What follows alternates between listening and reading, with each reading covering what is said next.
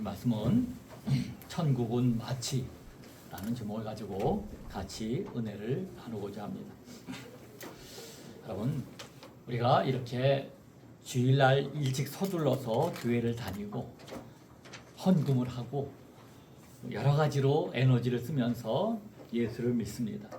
우리는 그렇게 교회를 다니며 예수를 믿는 목적이 무엇입니까?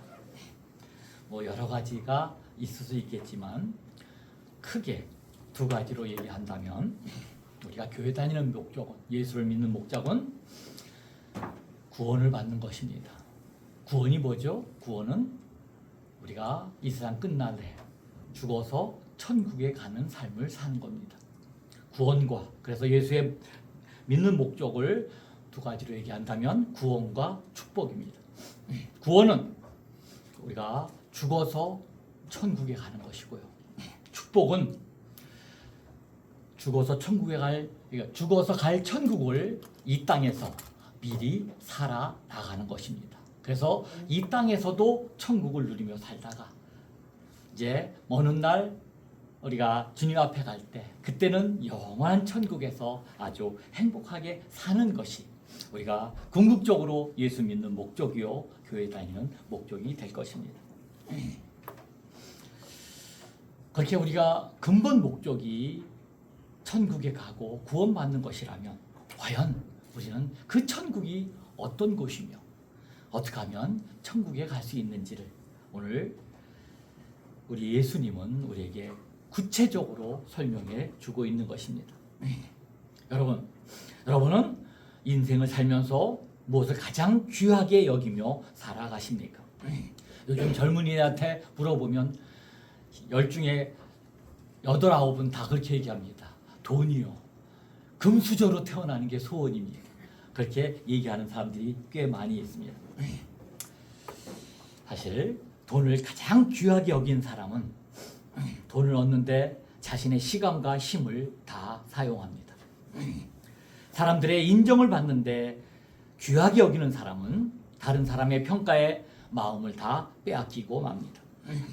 자녀의 성공을 가장 중요하게 여기는 사람은 모든 삶의 기준을 자녀에게 맞추고 살아갑니다.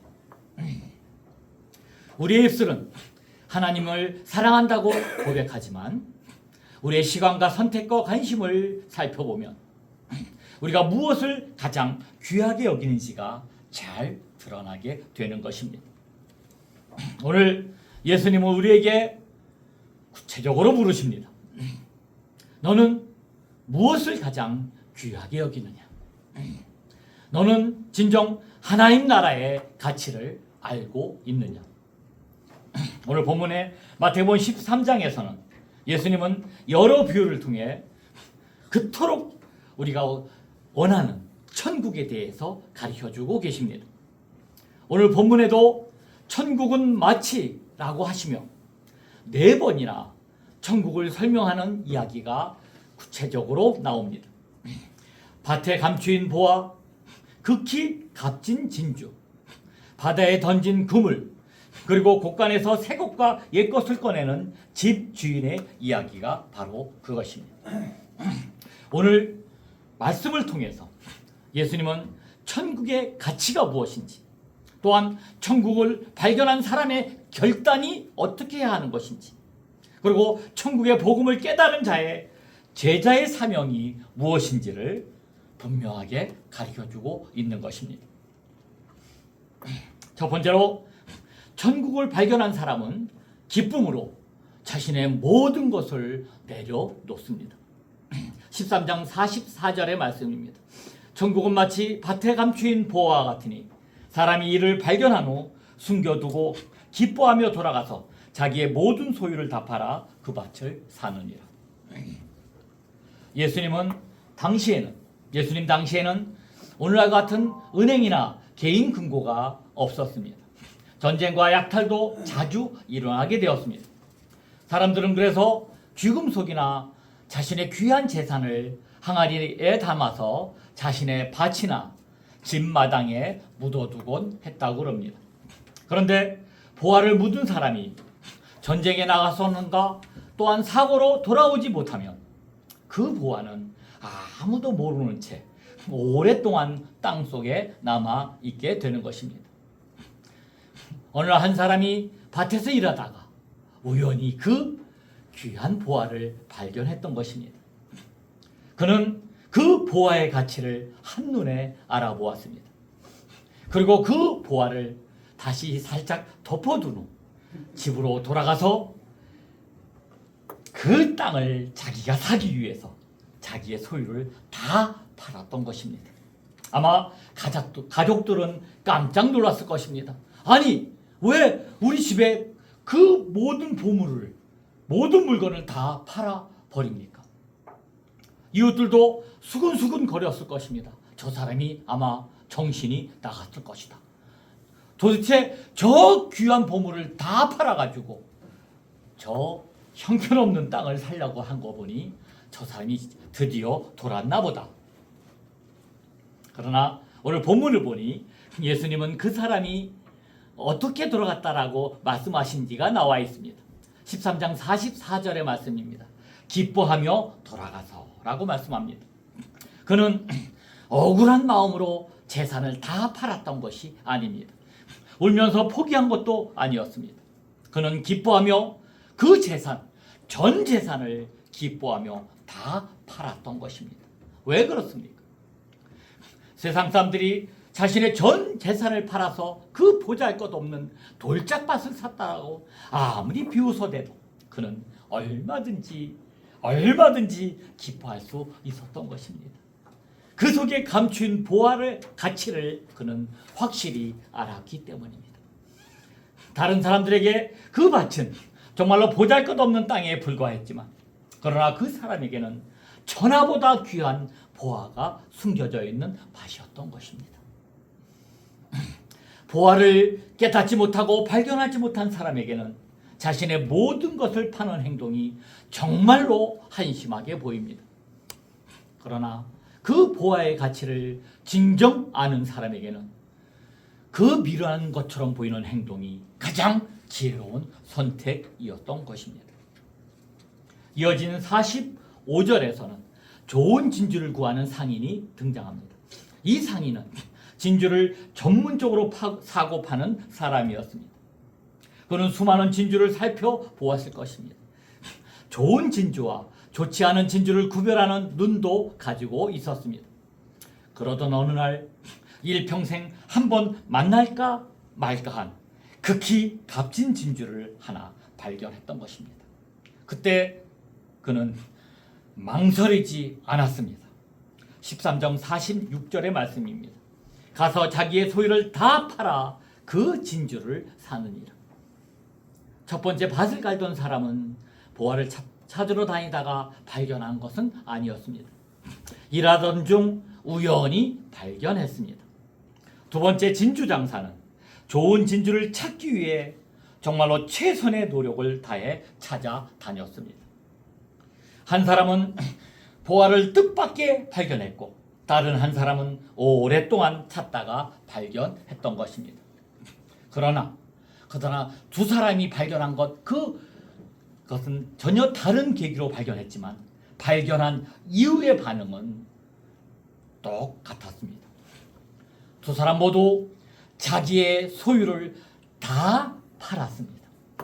소유를 다 팔아야 그 엄청난 보화를 발견할 수 있었던 것입니다. 우리 중에도 어떤 사람은 예수님을 찾을 생각도 없었지만 친구의 권유로 교회에 왔다가 복음을 듣고 주님을 만납니다. 고난 가운데 우연히 성경을 읽다가 예수님을 만나기도 합니다. 자신에게는 우연처럼 보이지만 그것은 우연처럼 보이는 하나님의 은혜인 것입니다. 어떤 사람은 오랫동안 진리를 찾아다닙니다. 아니, 내가 왜 사는가? 죽음 이후에는 무엇이 있는가? 인생의 참된 의미는 무엇인가? 그렇게 찾고 고민하다가 마침내 예수 그리스도 안에서 생명의 답을 발견합니다. 여러분, 사람마다 주님을 만나는 과정은 다 달라도 결론은 다 같습니다. 예수님이 우리 인생의 가장 귀한 분이라는 사실을 깨닫게 되는 것입니다. 천국은 오늘 본문의 말씀, 비유의 말씀을 자세히 들여다보면 여러분, 천국은 착하고 선한 사람만 들어갈 수 있는 곳이 아닌 것입니다. 불완전한 사람들 그리고 죄인들도 진정 천국의 가치를 발견하고 예수님이 가장 귀한 분이라는 사실을 깨닫는 자에게 열려있다는 사실을 우리에게 구체적으로 알려주고 있는 것입니다. 그런데 여러분, 여기서 오해하지 말아야 할 것이 있습니다. 우리가 재산을 다 팔아서 천국을 사는 것은 아닙니다. 구원은 돈이나 선행이나 헌신으로 살 수 없습니다. 그건 오직 예수 그리스도를 믿는 자에게 값없이 주시는 하나님의 은혜인 것입니다. 그러나 그 은혜는 결코 값싼 은혜가 아닙니다. 우리는 값을 치르지 않았지만 예수님이 대신해서 그 값을 치러 주신 것입니다. 주님께서 십자가에서 자신의 생명을 내어주심으로 우리의 죄값을 담당하셨습니다. 그러므로 모든 것을, 자신의 모든 것을 판단하는 것은 구원의 값을 낸다는 뜻이 아니라 내 인생의 주인이 바뀐다는 뜻인 것입니다. 전에는 돈이 나를 다 다스렸습니다. 성공과 자존심과 사람들의 평가가 나의 선택을 결정했었습니다. 그러나 예수님을 보화로 발견한 후에는 전혀 다른 고백을 합니다. 주님, 이제 제 인생의 주인은 주님이십니다. 제 시간도, 물질도, 가정도, 미래도 주님의 것입니다. 이것이 진정 천국을 발견한 사람의 믿음인 것입니다. 예수님을 만나면 세상의 모든 것이 다 쓸모 없어지는 것은 아닙니다. 다만 가치의 순서가 바로 잡힙니다. 돈도 필요하고 가정도 필요하고 직장도 매우 소중합니다. 그러나 그것들이 예수님의 자리를 대신할 수 없는 것입니다. 예수님이 우리의 삶의 첫째가 되고 다른 모든 것이 그 다음 자리에 놓이게 되는 것입니다. 예수님이 가장 먼저이고 나는 그 다음입니다. 여러분, 진정으로 이 고백을 할 수 있다면 우리의 삶은 천국의 삶으로 달라질 수 있다는 것을 우리에게 말씀해주고 계시는 것입니다. 두 번째로, 천국의 가치를 아는 사람은 결단을 미루지 않습니다. 47절에서 예수님은 또 다른 비유로 우리에게 말씀하십니다. 13장 47절의 말씀입니다. 또 천국은 마치 바다에 치고 각종 물고기를 모는 그물과 같으니. 어부들이 바다에 큰 그물을 던졌습니다. 그 그물에는 여러 종류의 물고기가 함께 들어왔습니다. 그물이 가득 차자 어부들은 그것을 물가로 끌어올립니다. 그리고 좋은 물고기는 그릇에 담고 좋지 않은 물고기는 다 버렸던 것입니다. 예수님은 이 비유의 뜻을 예수님이 직접 설명하셨습니다. 13장 49절에서 50절의 말씀입니다. 세상의 끝도 이러하리라. 천사들이 와서 의인 중에서 악인을 갈라내어 불문불에 던져 넣으리니 거기서 울며 이를 갈리라. 보화와 진주의 비유가 천국의 가치를 우리에게 보여주었다면 그물의 비유는 천국을 선택할 기회가 영원히 계속되는 것은 아니라는 사실을 우리에게 구체적으로 보여줍니다. 여러분, 그물은 언젠가 물가로 끌려 올려집니다. 우리의 인생에도 마지막이 있습니다. 이 세상의 역사에도 끝이 있습니다. 모든 사람은 누구나 언젠가 하나님 앞에 서게 됩니다. 여러분, 오늘날 사람들은 하나님의 사랑은 좋아하지만 심판에 관한 말씀은 참 부담스럽게 생각합니다. 그러나 하나님은 사랑의 하나님이시며 동시에 공의의 하나님이십니다. 악을 보고도 판단하지 않으시는 하나님은 선하신 하나님이실 수가 없는 것입니다. 약한 사람을 짓밟고 거짓과 폭력으로 살아도 아무런 심판이 없다면 그것은 정의가 아닌 것입니다. 예수님이 심판을 말씀하시는 것은 우리를 공포에 몰아 넣으시기 위해서가 절대 아니었습니다. 아직도 은혜의 문이 열려 있을 때 돌아오라고 주님이 우리를 부르시고 계신 것입니다. 여러분, 아직은 오늘은 우리가 회개할 수 있습니다. 오늘은 우리가 예수님을 믿을 수 있습니다. 오늘은 잘못된 길에서 돌이킬 수 있습니다. 오늘은 지금도 미워하고 있는 사람에게 찾아가서 먼저 손을 내밀 수 있는 기회가 있습니다. 그러나 이 결단을 계속해서 미루어서는 안 된다는 말씀입니다. 여러분, 부활을 발견한 사람은 다음 달에 밭을 사야겠다라고 말하지 않았습니다. 진주를 발견한 상인도 조금 더 생각해 보겠다라고 말하지 않았습니다. 우리 천국은 그런 것입니다. 그들은 즉시 갖고 즉시 팔았으며 즉시 샀습니다. 그래서 그 부활을, 그 천국을 소유할 수 있었던 것입니다. 그들은 부활의 가치를 알았기 때문입니다. 그리고 그 기회가 언제까지나 자신을 기다려주지 않는다는 사실을 그들은 알았기 때문입니다. 우리들도 신앙의 결단을 참 자주 미루기도 합니다. 조금 더 나이가 들면 그때 제대로 나는 믿겠습니다. 제가 조금 더 돈을 벌면 그때 최선을 다해서 하나님께 봉사하겠습니다. 우리 아이들이 조금 더 커서 학교만 졸업하면 더 하나님께 헌신하겠습니다. 내 마음의 상처가 조금 더 나오면, 그 상처가 아물기만 하면 그때 찾아가서 내가 그들을 용서하겠습니다. 기회가 다음에 생기면 그때 복음을 전하도록 하겠습니다. 그러나 믿음은 다음에 하는 것이 아닙니다. 언제 그물이 끄집어 올려질지 모른다는 사실입니다. 바로 오늘 하는 것입니다. 그래서 주님은 오늘이 은혜 받을 때이며 오늘이 구원의 날이라고 구체적으로 말씀하고 계신 것입니다. 그물의 비유에는 또 하나의 교훈이 있습니다. 그물 안에는 좋은 물고기와 좋지 않은 물고기가 함께 있었습니다. 교회도 완전한 사람들만 모이는 것은 절대 아닙니다. 믿음이 성숙한 사람도 있고 연약한 사람도 있습니다. 넘어지는 사람도 있고 상처가 깊은 사람도 있습니다. 그러므로 우리는 다른 사람을 함부로 정죄하지 말아야 합니다. 누가 좋은 물고기인지, 누가 좋지 않은 물고기인지 판단하지 말아야 합니다. 마지막으로 가르시고 판단하시는 분은 오직 하나님이시라고 주님은 말씀하십니다.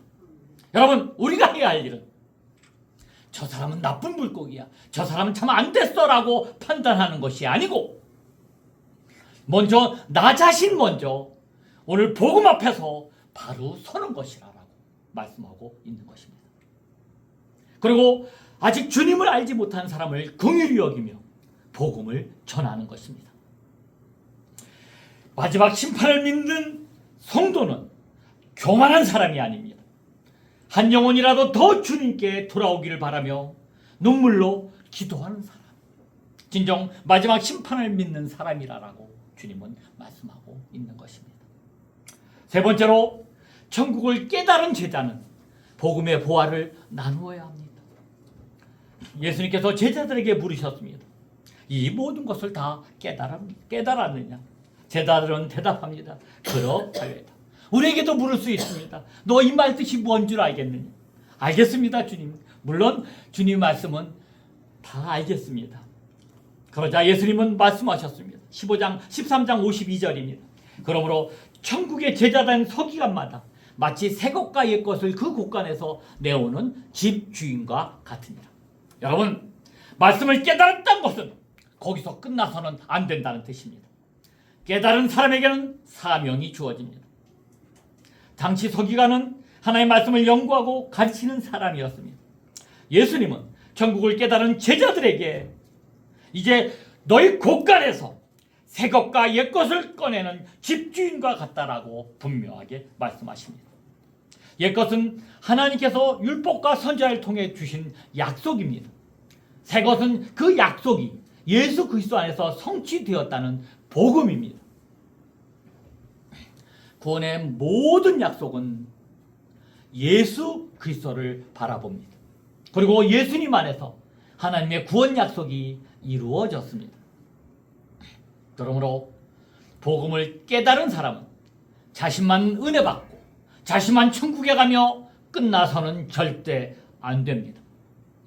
곳간의 보화는 꺼내어 나누어야 한다라고 말씀하십니다. 복음을 알지 못하는 가족에게 전해야 합니다. 낙심한 성도에게 찾아가서 말씀으로 위로를 해야 합니다. 자녀와 다음 세대에게 성경의 진리를 가르쳐줘야 합니다. 직장과 일터에서 정직과 사랑으로 하나님의 나라를 보여주어야 하는 것입니다. 이것이 천국입니다. 우리가 진짜 보화를 발견했다면 우리는 그 보물지도를 숨길 수가 없습니다. 내 사랑하는 사람이 그 놀라운 보화를 모르고 살아가고 있다면 어떻게 모른 척할 수 있겠습니까? 여러분, 그 물은 언젠가는 끌어올려집니다. 좋은 물고기, 나쁜 물고기가 판단할 그 시점이 다가오고 있는 것입니다. 그렇기 때문에 우리에게 주어진 전도의 기회도 영원하지는 않는다는 것입니다. 부모님에게 복음을 전할 기회가 항상 있는 것이 절대 아닙니다. 내 자녀에게 신앙을 가르칠 시간이 영원히 지속되는 것도 절대 아닙니다. 이웃과 직장 동료에게 예수님의 사랑을 보여줄 기회도 그냥 지나갈 수도 있는 것입니다. 그러므로 우리는 오늘 우리가 복음을 살아내고 오늘 사랑하며 바로 오늘 전해야 하는 것입니다. 사랑하는 성도 여러분, 천국은 밭에 감춘 보화와 같습니다. 그 보화를 발견한 사람은 자신의 모든 것을 팔았지만 비교할 수 없는 더 귀한 것을 얻었던 것입니다. 천국은 극히 값진 진주와 같습니다. 천국은 밭에 감추인 보화를 발견하는 것처럼 매우 가깝고 우연한 곳, 평범한 일상에서 체험할 수 있습니다. 그 반대로 진주를 찾아 나선 상인처럼 최선의 노력을 다해 찾을 때 체험할 수 있다라고 말씀합니다. 또한 지금 하나님의 다스림 가운데 있다라고 다 생각하더라도 마지막 때 내가 어떤 곳에 서게 될지 두려운 마음으로 늘 깨어야 한다라고, 깨어 살아야 한다라고 주님은 분명히 말씀하고 계십니다. 천국은 바다에 던진 그물과도 같습니다. 그물은 언젠간 끌어올려집니다. 그러므로 믿음의 결단을 미루지 말아야 합니다. 천국을 깨달은 제자는 곳간에서 새 것과 옛 것을 꺼내는 집주인과 같다라고 말씀합니다. 받은 은혜를 혼자 간직하지 않고 다른 사람에게 다 나눠주라는 말씀입니다. 오늘 주님은 우리에게, 나에게 물으십니다. 내가 가장 귀하게 여기는 것이 지금 무엇이냐? 너는 무엇을 잃을까 봐 지금 두려워하고 있느냐? 여러분, 무엇을 위해 가장 많은 시간과 여러분의 마음을 사용하십니까? 나는 이것은 하나님 앞에서도 내려놓을 수 없다라고 생각하는 바로 그것이 내게 가장 귀하게 여기는 보물일 수 있습니다. 그러나 이 세상에서 정말로 가장 귀한 보화는 돈도 아니고 명예도 아니고 성공도 아닙니다. 오직 예수 그리스도입니다. 세상의 재물은 여러분 아시다시피 죽음 앞에서 우리를 절대 지켜주지 못합니다. 사람들의 인기와 인정도 시간이 지나면 다 거품처럼 사라집니다. 건강도 젊음도 절대 영원하지 않습니다. 그러나 예수님이 주시는 죄 사함은 영원합니다. 예수께서 주시는 생명은 죽음도 빼앗을 수 없습니다. 예수께서 주시는 사랑은 우리가 실패하고 넘어져도 우리를 절대로 버리지 않습니다. 무엇보다도 우리 예수님은 나를 위해 이 땅에 오셨습니다. 예수님이 먼저 우리를 위해 모든 것을 내어주셨습니다. 하늘의 영광을 내려놓고 이 땅에 오셨습니다. 죄 없으신 분이 우리의 죄를 담당하셨습니다. 십자가에서 자신의 생명을 내어주셨습니다. 우리가 먼저 주님을 선택한 것이 아닙니다. 주님께서 우리를 사랑하셨습니다. 그러므로 우리의 헌신은 구원을 얻기 위한 대가가 아닙니다. 이미 받은 은혜에 대한 사랑의 응답인 것입니다. 오늘 주님 앞에 여러분 모두가 고백하시기 바랍니다. 예수님, 주님이 나의 보화이십니다. 주님이 나의 가장 값진 진주입니다. 내 꿈보다 주님의 뜻을 귀하게 여기겠습니다. 내 성공보다 주님의 기쁨을 먼저 구하겠습니다. 내 자존심보다 사랑과 용서를 선택하겠습니다. 내 인생의 첫 자리를 주님께 드리겠습니다. 주님을 위해 내려놓는 것은 잃어버리는 것이 아니라 더 귀한 것을 얻는 것입니다. 천국을 얻는 삶인 것입니다. 여러분, 오늘 여러분이 맡겨진 곳에서 여러분의 일상을 열심히 사시기 바랍니다. 그래서 여러분의 일상을 열심히 사시다가 그곳에서 천국의 가치를 다시 발견하시기 바랍니다. 또한 하나님의 기쁨이 되기 위하여 하나님께 영광을 올리기 위해 최선을 다해 헌신하시기 바랍니다. 또한 결단을 미루지 말고 기쁨으로 예수님을 선택하는 삶을 사시기 바랍니다. 그리고 우리가 발견한 이 복음의 보화를 사랑하는 사람들에게 전하며 여러분의 삶을 살아가심으로 여러분 모두가 이 땅에서도 천국을 누리며 또한 영생의 삶을 살아가는 여러분 되시기를 주님의 여러분 간절히 축원드립니다. 기도하십니다. 사랑하시는 하나님 아버지, 예수 그리스도를 가장 귀한 보화로 우리에게 주심을 감사드립니다. 주님보다 돈과 성공과 안정과 평안함을 더 귀하게 여겼던 우리의 죄를 용서하여 주옵소서. 십자가에서 모든 것을 내어주신 예수님의 사랑을 깊이 깨닫게 하시고 억지가 아니라 기쁨으로 우리의 삶을 주님께 드리게 인도하여 주옵소서.